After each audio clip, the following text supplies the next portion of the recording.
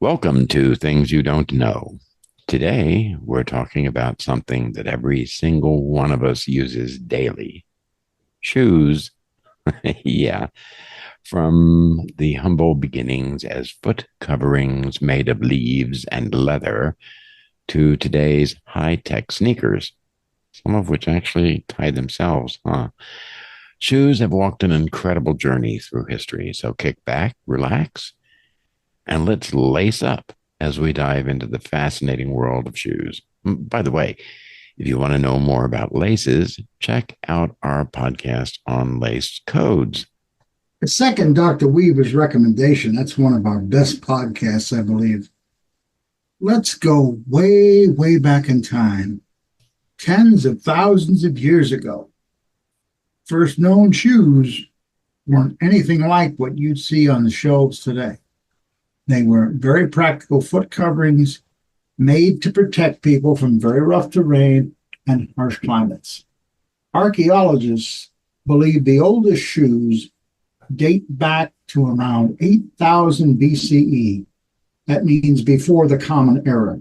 Whether we are religious or not, the development of Christianity changed a lot of calendars. So, in deference to people who aren't religious, we don't use the term BC and AD as much anymore as BCE, before the Common Era, and CE, the Common Era. So, what's the difference? Well, the word AD means Anno Domini, the year of our Lord, and Common Era is based on other calendars, Native American calendars, Jewish calendars, later on Islamic calendars. It's just a more inclusive definition. But getting back to the shoes, in 2008, a leather shoe was discovered in an Armenian cave.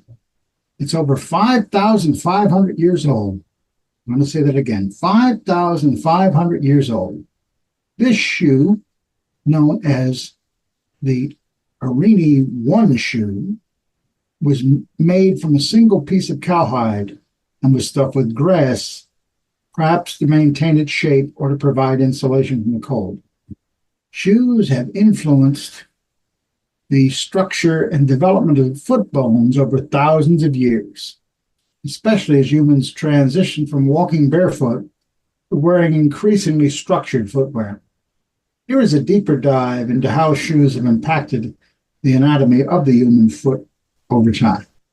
Yeah, shoes do affect the anatomy of feet, the bony structure in particular. Studies of skeletons from as early as 40,000 years ago, 40,000 years ago, indicate that humans who wore rudimentary shoes had weaker and less robust toe bones compared to those who walked barefoot.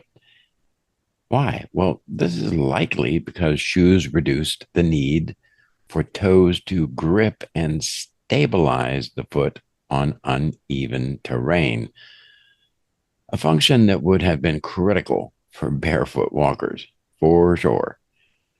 Walking barefoot encourages a natural strengthening of the foot arch, as the muscles and ligaments in the foot are actively engaged with each step. However, shoes, particularly one with rigid soles or excessive arch support, can limit the foot's natural range of motion, potentially weakening the muscles over time. I thought that was really interesting information. It is. I guess there's always a trade-off. Shoes with restrictive or unnatural shapes, like the pointed toe lanes, the Middle Ages, or extremely tight Victorian boots, have been shown to alter the alignment and structure of foot bones. Narrow-toed shoes, which are extremely uncomfortable, can force the big toe out of alignment, causing a bony bump called a bunion. This condition is often seen in cultures where restrictive shoes are common, but is rare in populations that remain barefoot. Long-term use of pointed and narrow shoes can lead to overlapping or what are called hammer toes, where the toe bones become permanently bent. This is because the toes are constantly squeezed into an unnatural position. One of the most extreme examples of footwear altering foot structure is the practice of foot binding in ancient China. Now, for centuries, young girls' feet were tightly bound to fit into little tiny lotus shoes, often no more than 3 or 4 inches long. Now, what did this do? Well, it caused severe deformities in the foot bones, with the toes curling under and the arch becoming unnaturally high. Chronic pain, and not just a little bit, but real significant pain, and a significant loss of mobility also was another effect of this foot binding thing. And why? As the foot's natural structure was permanently altered. It sounds painful even just to hear about, much less endure. In the modern era, overly supportive or overly cushioned shoes, like sneakers with thick soles, can lead to weaker foot muscles and contribute to conditions like flat feet. Walking barefoot or wearing minimalist footwear encourages natural arch development and strengthens the foot's muscles, but conventional shoes can limit this. Women really suffer a lot because high heels are notorious for altering the natural structure of the foot. High heel force most of the body weight onto the ball of the foot, which can lead to conditions like metatarsalgia, pain in the ball of the foot. Long-term use of high heels can cause the Achilles tendon to shorten and the calf muscles to tighten, which can affect both posture and walking patterns. Repeated stress on the foot bones from high heels can even lead to tiny fractures over time. Yeah, it doesn't sound too great, huh? Populations that have historically gone barefoot, such as certain indigenous groups, tend to have wider feet with stronger arches, greater foot flexibility and muscle strength, and a lower incidence of foot deformities like bunions or flat feet. Now, as you said, Dr. Deneen, there's a trade off here because there are climates where, walking through the snow in bare feet would not be a good thing, right? Would cause frostbite, I think. I think so too. So, yeah, somewhat of a trade off. Shoes have played a very significant role in shaping the structure of foot bones throughout history. While they do, as I say, protect our feet and provide comfort, poorly designed or overly restrictive footwear can have long-term effects on bone alignment, muscle strength, and overall foot health. In recent years, there's been a push towards more natural or minimalistic footwear to counteract some of these effects, encouraging a return to more anatomically friendly designs. So the next time you put on a pair of shoes, think about how they might be shaping not just your style, but your bones too. Excellent advice. But let's get back to our survey timeline of shoes. Ancient humans used bark, leaves, and animal hides to create rudimentary footwear, essentially wrapping their feet for protection. In fact, studies of skeletons from as early as 40,000 years ago suggest changes in the structure of foot bones, as we said, possibly due to wearing shoes. It's pretty wild to think about, right? In the ancient world, we see shoes start to evolve alongside human culture. In Egypt, sandals made of palm leaves, papyrus, and leather were common, especially for the wealthy. Think of it as an early blend of both function and status symbol. Meanwhile, in Greece and Rome, shoes reflected social class and profession. Roman soldiers, for example, wore sturdy hobnailed boots called caligae, which helped them march long distances on uneven terrain. A fun fact, the word caligae is where the infamous Emperor Caligula got his nickname. It means little boot. I think that's hilarious. It is. Really. Over in China, around 1000 BCE, we find silk and cotton shoes, sometimes with elaborately embroidered designs. These were precursors to more formal styles like the lotus shoes worn by women during the painful practice of foot binding that we've already discussed. And in Japan, we see the rise of wooden clogs like geta and zori, which are still part of traditional dress today. And as a matter of fact, you can buy zoris. Uh, Sometimes we call them flip flops in this country, uh, in the United States. A foot binding, a practice that involved wrapping the young girl's feet to prevent them from growing normally, was a cultural tradition in China that lasted nearly 1,000 years. It was pretty deeply ingrained in social and aesthetic custom that had significant cultural, social, and symbolic meaning. Let's take a real quick look at that. I know we've discussed it already to some extent, but okay, foot binding is believed to have originated during the Tang Dynasty. That's around 618 to 906 CE, Common Era. Although it became more widespread during the Song Dynasty, which was 960 to 1279 CE. One popular legend attributes its origin to an emperor's favorite concubine who performed a dance on her toes with her feet wrapped in silk ribbons. Her lotus-like feet reportedly mesmerized the emperor, and soon this aesthetic became a symbol of beauty and status. Good heavens, women endure agony for centuries because of a fetish.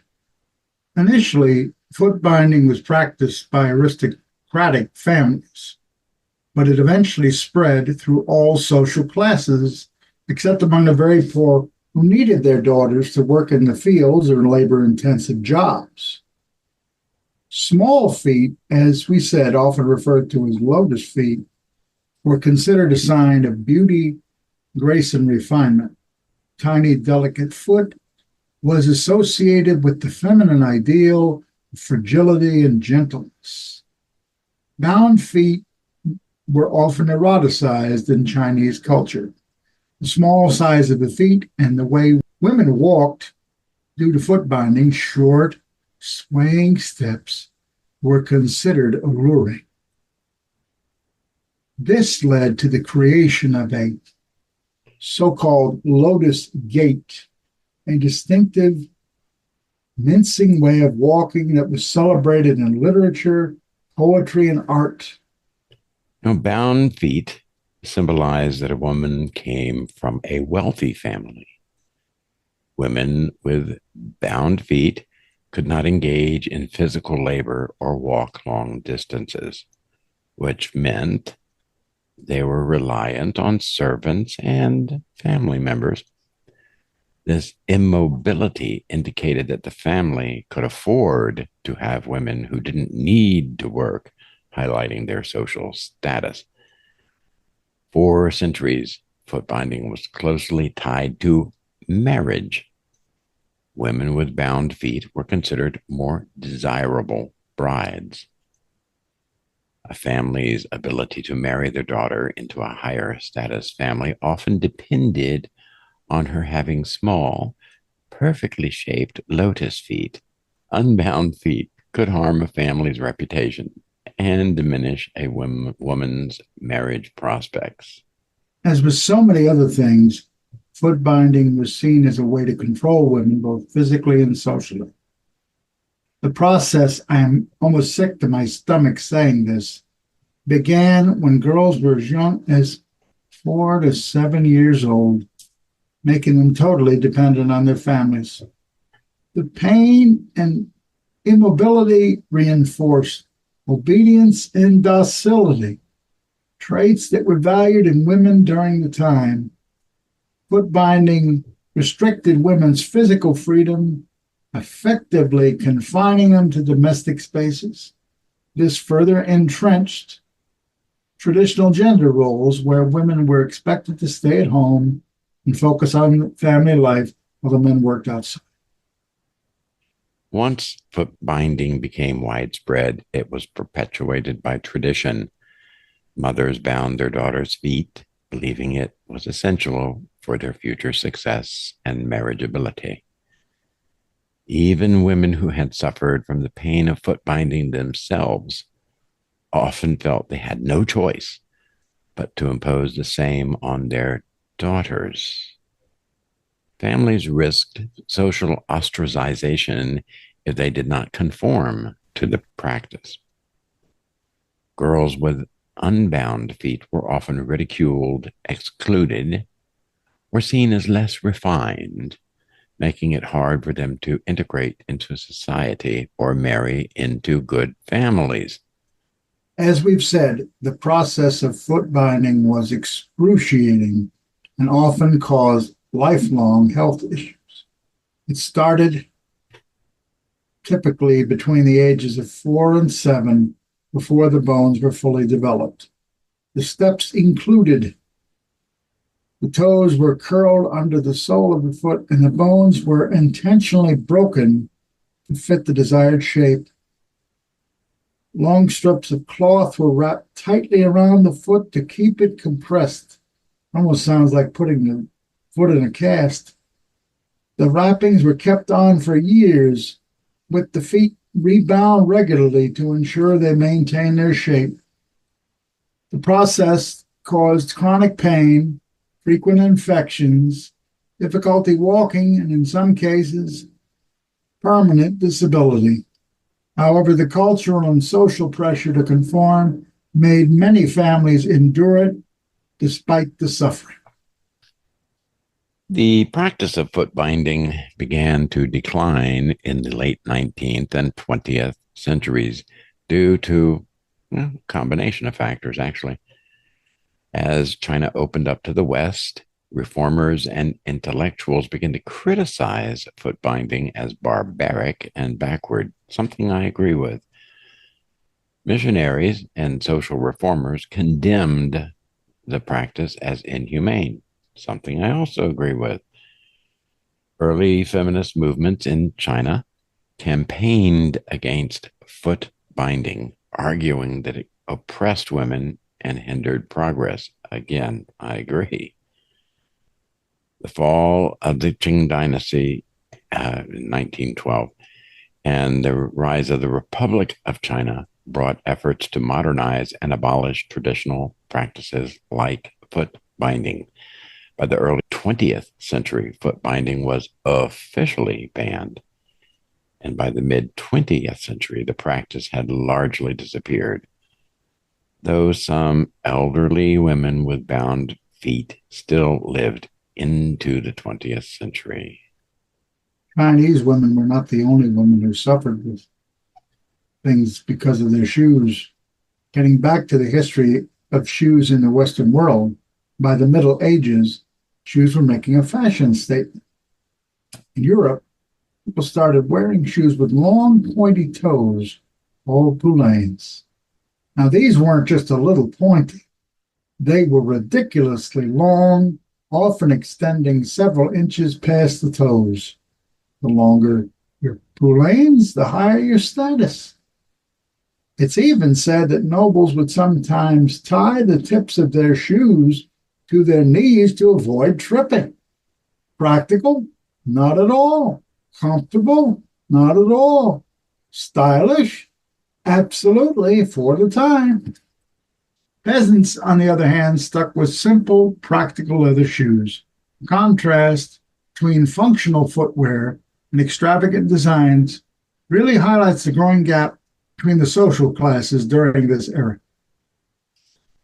By the 17th and 18th centuries, we start to see shoes that look a bit more like what we wear today. Heels, for example, became fashionable for both men and women.